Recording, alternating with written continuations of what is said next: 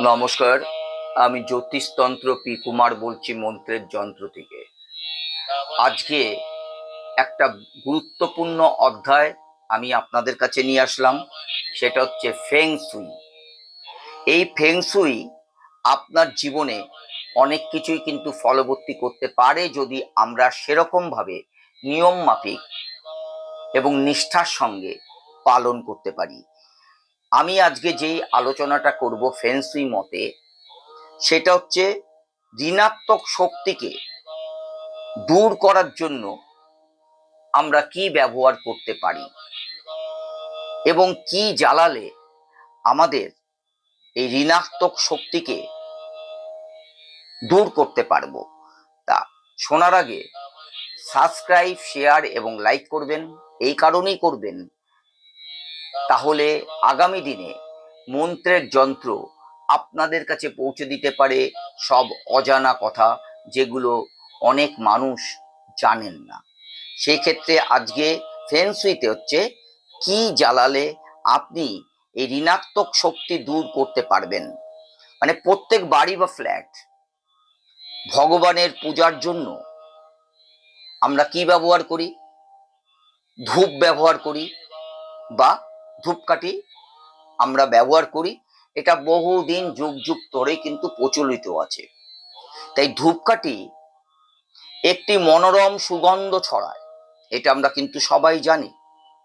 তাই এই ধূপকাঠি যে মনোরম সুগন্ধ ছড়ায় এবং সেই সাথে চারদিকের যে পরিবেশ, এই চারদিকের পরিবেশ হচ্ছে আমোদিত করে তোলে, একটা আনন্দ প্রলয়। দেখবেন আপনার বাড়িতে যদি কোনো দুর্গন্ধ বেরোয়, সেই ক্ষেত্রে আপনি যদি একটা ধূপকাঠি জ্বালান, আপনার কিন্তু অনেকটাই ভালো লাগবে। এবং আপনি যখন পূজা অর্চনা করছেন বা করে থাকি, আমরা সবাই কিন্তু ধূপকাঠির ওপর স্বাবলম্বী হয়ে পড়ি। এখন ধূপকাঠি আমাদের মনোরম সুগন্ধ আমাদের জীবনে এবং আমাদের পথে সুগন্ধ ছড়িয়ে দেয়। সে চারিদিকের যে পরিবেশটা আছে আমোদিত করে তোলে। তাই ধূপকাঠি খুব উপকারী, কারণ তা নেতিবাচক পরিমণ্ডলকে পরিশুদ্ধ করে তোলে এই ধূপকাঠি।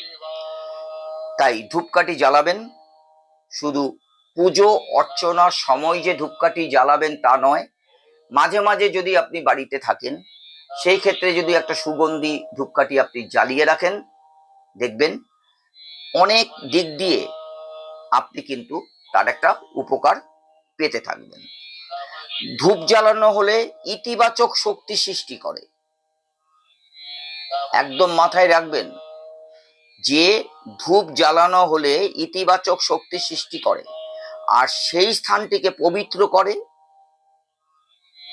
এবং মানুষের মনে স্থিরতা বা শান্ততার ভাব আনে।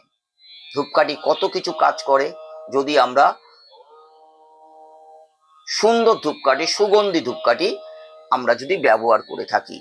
তাই প্রতিদিন ধূপ বা ধূপকাঠি জ্বালানো খুবই ভালো, এটা কিন্তু খুব মঙ্গলজনক।